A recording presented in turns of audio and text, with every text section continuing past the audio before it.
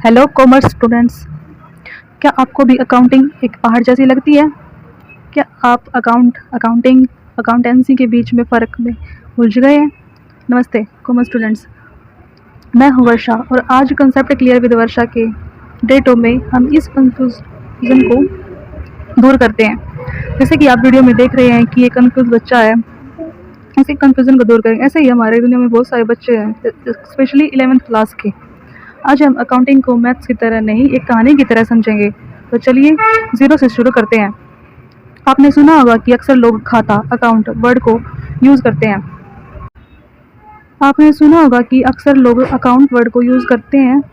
उनको सुना होगा कि वो अकाउंट वर्ड हो या जैसे दुकान हो या खाता हो, पर आपने कभी सोचा है कि ये अकाउंट असल में दिखता कैसा है और इसमें क्या लिखा होता है?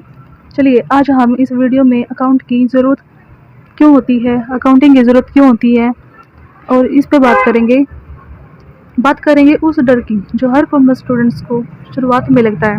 ये वीडियो स्पेशली क्लास 11th के लिए है, क्योंकि 10th के बाद ही उनको कॉमर्स पढ़ने का मौका मिलता है। आज की वीडियो में हम डेबिट क्रेडिट की भारी भरकम बातें नहीं करेंगे। ये समझेंगे कि एक बिजनेस में जो लेन देन ट्रांजेक्शन होते हैं उन्हें सही ढंग से पहचानते कैसे हैं। आज हम इस कंफ्यूज बच्चे की और आप सभी की टेंशन को दूर।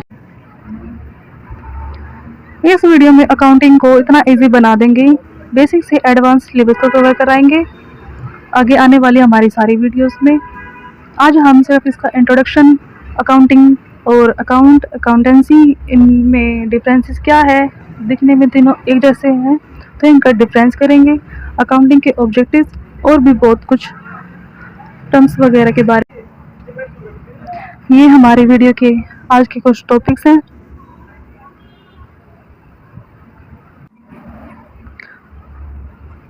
आज हम 10 बड़े टॉपिक्स पढ़ेंगे। पहले basic meaning, objective, importance, assets, liability, capital, इन सभी चीज़ों को डिटेल में पढ़ेंगे। बात करते हैं इंट्रोडक्शन टू अकाउंटिंग कि अकाउंटिंग क्या होती है। सोचिए आपकी एक मोबाइल की शॉप है या किसी और चीज़ की शॉप है। आपने 50,000 रुपये इन्वेस्ट किए, लगाए हैं उस बिजनेस पे। ये कि अकाउंटिंग, आपने उसमें फ्यूचर फर्नीचर लिया और ज़रूरी सामान लिया। जैसे 50,000 रुपये लगाए, फर्नीचर लिया कुछ और उससे जुड़ा ज़रूरी सामान लिया। अगर आप ये सब कहीं लिखेंगे नहीं तो आपको कैसे पता चलेगा कि फ़ायदा क्या हुआ है और क्या नुकसान हुआ है। बिजनेस करते टाइम इसी हिसाब किताब को सिस्टमेटिक ढंग से लिखना ही अकाउंटिंग होता है।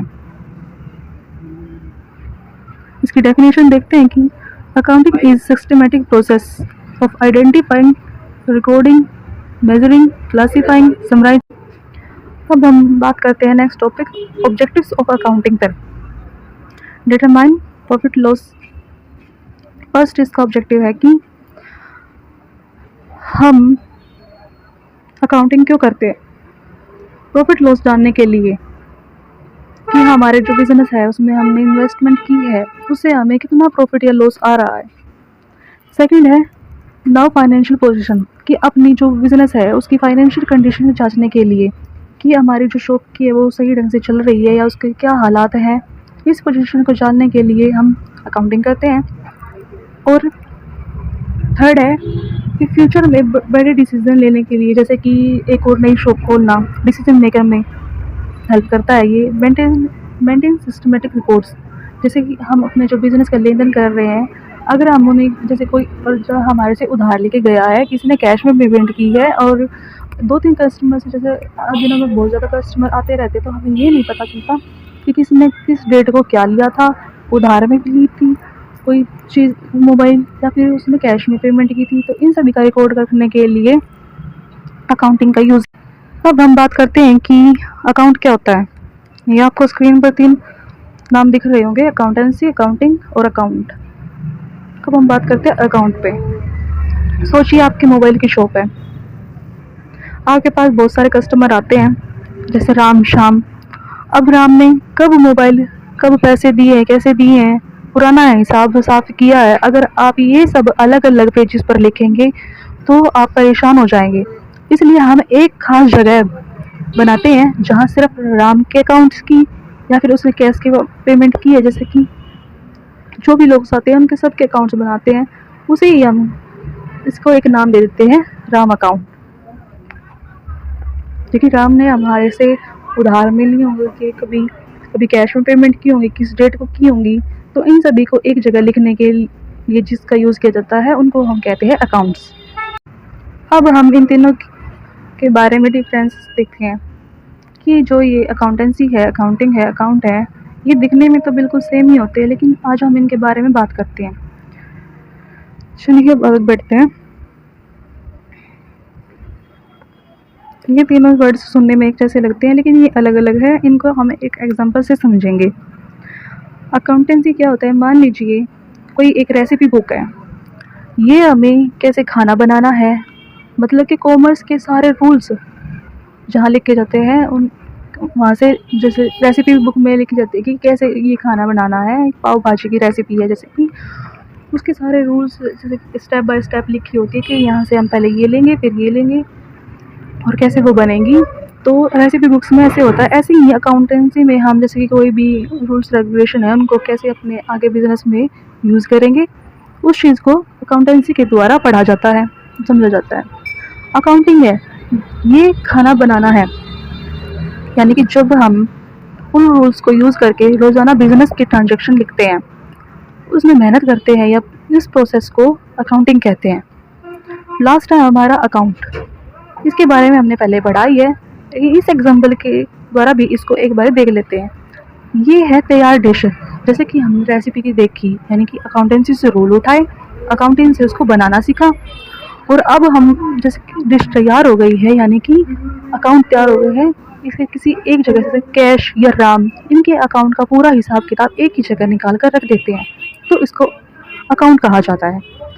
तो लास्ट में ये देखते हैं कि याद रखिए, अकाउंटेंसी तो नॉलेज है, अकाउंटिंग उसको करने का काम है, और अकाउंट रिजल्ट है। अब हम आते हैं अकाउंटिंग की 3 सबसे बड़ी पिलर्स पर। अगर आपने ये समझ लिया तो समझो 50% अकाउंटिंग आपको आ गई है। सबसे पहले है एसेट्स। ये एक अवेलेबल रिसोर्सेज होता है बिजनेस के लिए। इसका एग्जांपल है cash, furniture, building, stocks. Simple भाषा में समझे कि वो चीज़ें जो बिजनेस की अपनी प्रॉपर्टी होती है, और जो हमें जैसे कि फ्यूचर में पैसा कमा कर देंगी। जैसे कि आपकी शॉप की बिल्डिंग है, फर्नीचर है, कैश है, और वो स्टॉक जैसे मोबाइल फ़ोन जो अभी तक बिका नहीं है, ये सब आपकी एसेट्स होते हैं। सेकंड एग्जांपल देखते हैं इसकी, जैसे बिजनेस में है 50,000 आपने कैश में लगाया, 30,000 का आपने फर्नीचर खरीदा, तो ये सब सारी चीज़ें हैं जो एसेट्स होती हैं। सेकंड है लायबिलिटी। लायबिलिटी ये बिजनेस पर बोझ होता है, यानी उधार होता है। अगर उधार है तो बोझ होगा।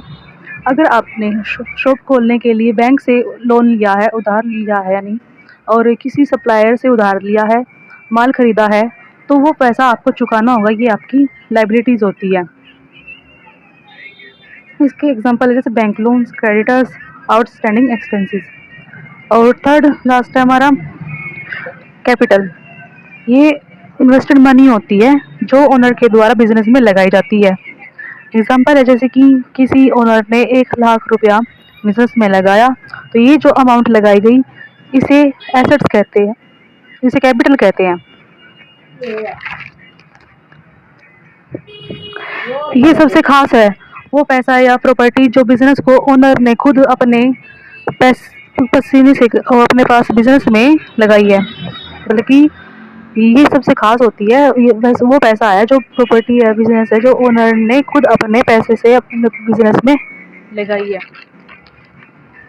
अकाउंटिंग में हम बिजनेस एंटिटी कॉन्सेप्ट फॉलो करते हैं, जिसका मतलब है कि बिजनेस और उसका मालिक ये दोनों अलग अलग लोग होते हैं, इसलिए बिजनेस में मालिक को पैसा भी उसकी जिम्मेदारी होती है।